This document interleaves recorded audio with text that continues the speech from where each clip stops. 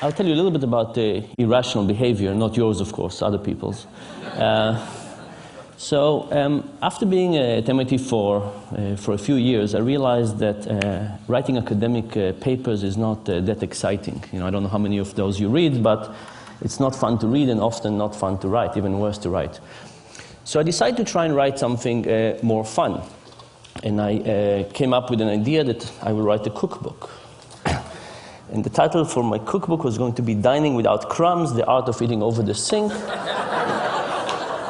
And it was going to be a look at life through the kitchen. And I was quite excited about this. I was going to talk about a little bit about research, a little bit about the kitchen. You know, we do so much in the kitchen, I thought this would be interesting. And I wrote a couple of chapters and I took it to MIT Press and they said, you know, cute but not for us, go and find somebody else. I tried other people and everybody said the same thing, cute, not for us. Until somebody said, look, if you're serious about this, you first have to write a book about your research. You have to publish something, and then you'll get the opportunity to write something else. If you really want to do it, you have to do it. So I said, you know, I really don't want to write about my research. I do this all day long. I want to write something else, something a bit more free, less constrained. And this person was very forceful and said, look, that's the only way you'll ever do it.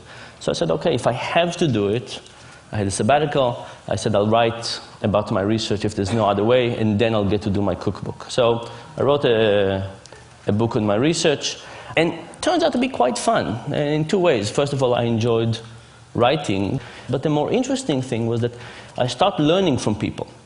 It's a fantastic time to write because there's so much feedback you can get from people. People write me about their personal experience and about their examples and what they disagree and nuances. And even being here, I mean, the last few days, I've known really heights of obsessive behavior I never thought about, which I think is just fascinating. I want to tell you a little bit about irrational behavior, and I want to start by giving you some examples of visual illusion as a metaphor for rationality. So think about these two tables, and you must have seen this illusion. If I ask you what's longer, the vertical line on the table on the left or the horizontal line on the table on the right, which one seems longer? Can anybody see anything but the left one being longer? No, right? It's impossible. But the nice thing about visual illusion is we can easily demonstrate mistakes. So I can put some lines on, doesn't help. I can animate the lines, and to the extent you believe me, I didn't shrink the lines, which I didn't. I've proven to you that your eyes were deceiving you. Now, the interesting thing about this is when I take the lines away, it's as if you haven't learned anything in the last minute. You can't look at this and say, okay, now I see reality as it is, right? It's impossible to overcome this sense that this is indeed longer. Our intuition is really fooling us in a repeatable, predictable, consistent way. There's almost nothing we can do about it aside from taking a ruler and starting to measure it. Here's another one. This is one of my favorite illusions. What do you see the color that the top arrow is pointing to? The brown, thank you. The bottom one? Yellow. Turns out they're identical. Can anybody see them as identical? Very, very hard. I can cover the rest of the cube up, and if I cover the rest of the cube, you can see that they're identical. And if you don't believe me, you can get the slide later and do some arts and crafts and see that they're identical.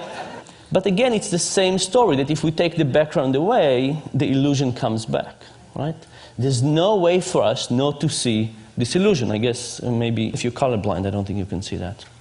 I want you to think about illusion as a metaphor. You know, vision is one of the best things we do. We have a huge part of our brain dedicated to vision, bigger than dedicated to anything else. We do more vision, more hours of the day than we do anything else. And we're evolutionarily designed to do vision. And if we have these predictable, repeatable mistakes in vision, in which we're so good at, what's the chance that we don't make even more mistakes in something we're not as good at? For example, financial decision making. Something we don't have an evolutionary reason to do, we don't have a specialized part of the brain, and we don't do that many hours of the day. And the argument is that on those cases, it might be the issue that we actually make many more mistakes. And worse, not have an easy way to see them. Because in visual illusions, we could easily demonstrate the mistakes. In cognitive illusion, it's much, much harder to demonstrate to people the mistakes.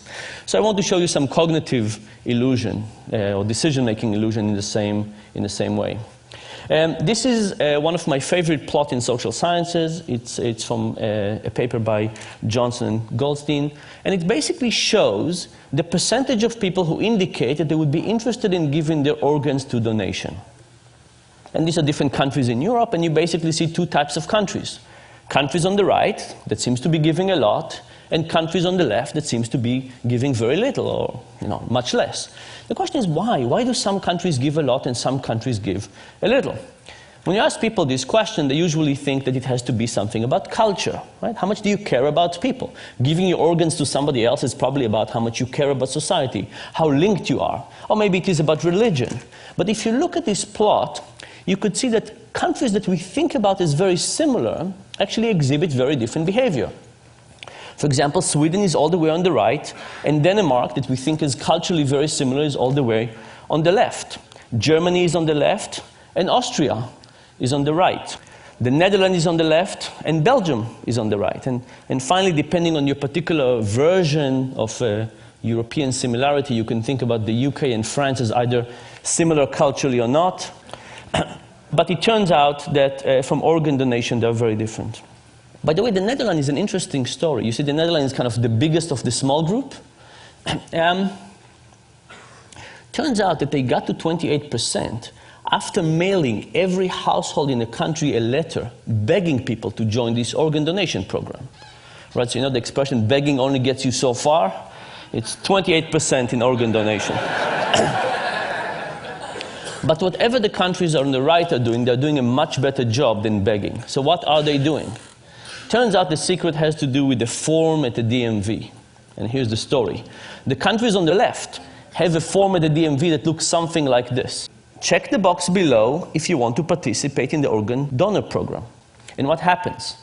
People don't check and they don't join.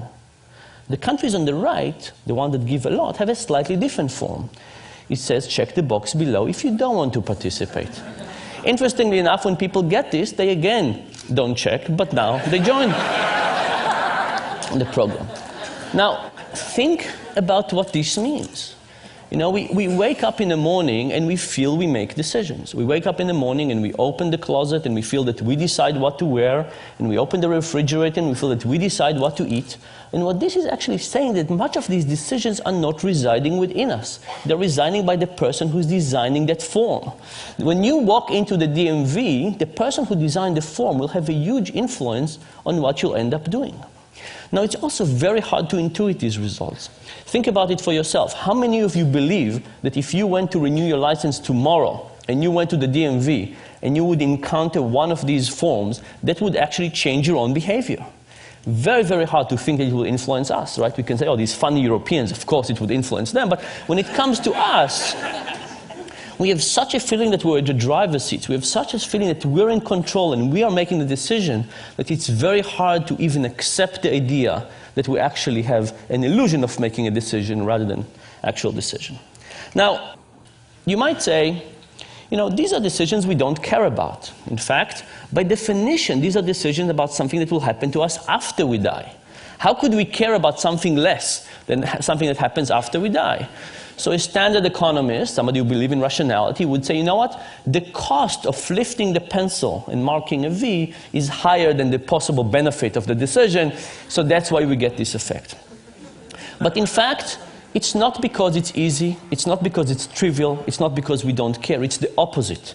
It's because we care, it's difficult, and it's complex, and it's so complex that we don't know what to do. And because we have no idea what to do, we just pick whatever it was that was chosen for us. I'll give you one more example for this. This is from a paper by Redelmeier and Shafir. And they said, you know, would this effect also happens to experts? People who are well paid, experts in their decisions, do it a lot. And they basically took a group of physicians. And they presented to them a case study of a patient. And they said, here's a patient, he's a 67-year-old farmer, he's been suffering from a right hip pain for a while. And then they said to the physician, yes, you decided a few weeks ago that nothing is working for this patient. All these medications, nothing seems to be working, so you refer the patient to hip replacement therapy, hip replacement, okay? So the patient is on a path to have his hip replaced. And then they said, half the physician, they said, yesterday, you reviewed the patient's case and you realized that you forgot to try one medication. You did not try ibuprofen. what do? Do you pull the patient back and try ibuprofen, or do you let them go and have hip replacement? Well, the good news is that most physicians in this case decided to pull the patient and try ibuprofen. Very good for the physicians. The other group of the physicians, they said, yesterday when you reviewed the case, you discovered there were 2 medications you didn't try out yet, ibuprofen and piroxicam. They said, you have 2 medications you didn't try out yet. What do? You let them go, or you pull them back. And if you pull them back, do you try ibuprofen or piroxicam? Which one? Now, think of it. This decision makes it as easy to let the patient continue with hip replacement, but pulling them back all of a sudden becomes more complex. There's one more decision. What happens now? Majority of the physicians now choose to let the patient go to hip replacement. I hope this worries you, by the way, when you go to see your physician. The thing is that no physician would ever say, piroxicam, ibuprofen, hip replacement, let's go for hip replacement. But the moment you set this as the default, it has a huge power on whatever people end up doing. I'll give you a couple of more examples of irrational decision making. Imagine I give you a choice. Do you want to go for a weekend to Rome, all expenses paid, hotel, transportation, food, breakfast, a continental breakfast, everything, or a weekend in Paris? Now, weekend in Paris, weekend in Rome, these are different things. They have different food, different culture, different art. Now, imagine I added a choice to the set that nobody wanted. Imagine I said a weekend in Rome, a weekend in Paris, or having your car stolen. Now, it's a funny idea, because why would having your car stolen in this set influence anything? But what if the option to have your car stolen was not exactly like this? What if it was a trip to Rome, all expenses paid, transportation, breakfast, but doesn't include coffee in the morning? If you want coffee, you have to pay for it yourself. It's €2.50. Now, in some ways, given that you can have Rome with coffee, why would you possibly want Rome without coffee? It's like having your car stolen. It's an inferior option.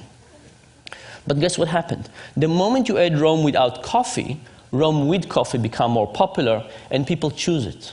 The fact that you have Rome without coffee makes Rome with coffee look superior, and not just to Rome without coffee, even superior to Paris.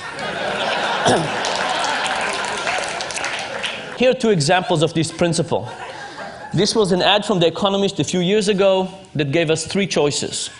An online subscription for $59, a print subscription for $125, or you could get both for $125. Now, I looked at this and I called up The Economist and I tried to figure out what were they thinking. And they passed me for one person to another, until eventually I got to a person who was in charge of the website, and I called them up and they went to check what was going on, and the next thing I know, the ad is gone and no explanation. So I decided to do the experiment that I would have loved The Economist to do with me. I took this and I gave it to 100 MIT students. I said, what would you choose? And these are the market share. Most people wanted the combo deal. Thankfully, nobody wanted the dominated options. It means our students can read.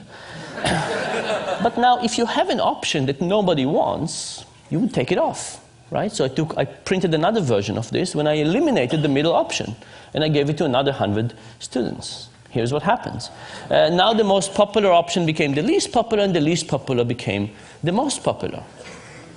What was happening is that option that was useless in the middle was useless in the sense that nobody wanted it. But it wasn't useless in the sense that it helped people figure out what they wanted.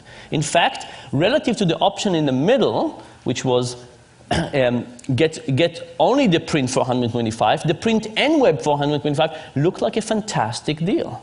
And as a consequence, people chose it. The general idea here, by the way, is that we actually don't know our preferences that well. And because we don't know our preferences that well, we're susceptible to all of these influences from the external forces, the defaults, the particular options that are presented to us, and so on. One more example of this. People believe that when we deal with physical attraction, we see somebody and we know immediately whether we like them or not, attracted or not. This is why we have these 4-minute dates. So I decided to do this experiment with people. I'll show you graphic images of people, not real people. The experiment was with people. I showed some people a picture of Tom and a picture of Jerry, and I said, who do you want to date, Tom or Jerry? But for half the people, I added an ugly version of Jerry. I took Photoshop and I made Jerry slightly less attractive. The other people, I added an ugly version of Tom. And the question was, will ugly Jerry and ugly Tom help the respective more attractive brothers? And the answer was absolutely yes. When ugly Jerry was around, Jerry was popular. When ugly Tom was around, Tom was popular. This, of course, has two very clear implications for life in general. If you ever go bar hopping, who do you want to take with you?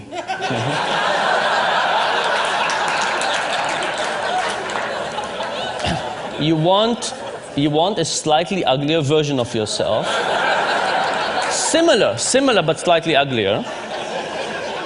And the second point, of course, is that if somebody else invites you, you know how they think about you. Now you're getting it. What is the general point? The general point is that when we think about economics, we have this beautiful view of human nature. You know, what a piece of work is man, how noble in reason. We have this view of ourselves, of others. The behavioral economics perspective is slightly less generous to people. In fact, in medical terms, that's our view. But there is a silver lining. And the silver lining is, I think, kind of the reason that behavioral economics is interesting and exciting. You know, are we Superman or are we Homer Simpson? When it comes to building the physical world, we kind of understand our limitations. We build steps and we build these things that not everybody can use, obviously, but we build them. We understand our limitations and we build around it. But for some reason, when it comes to the mental world, when we design things like healthcare and retirement and stock markets, we somehow forget the idea that we're limited. And I think if we understood our cognitive limitations in the same way that we understand our physical limitations, even if they don't stare us in the face in the same way, we could design a better world. And that, I think, is the hope of this thing. Thank you very much.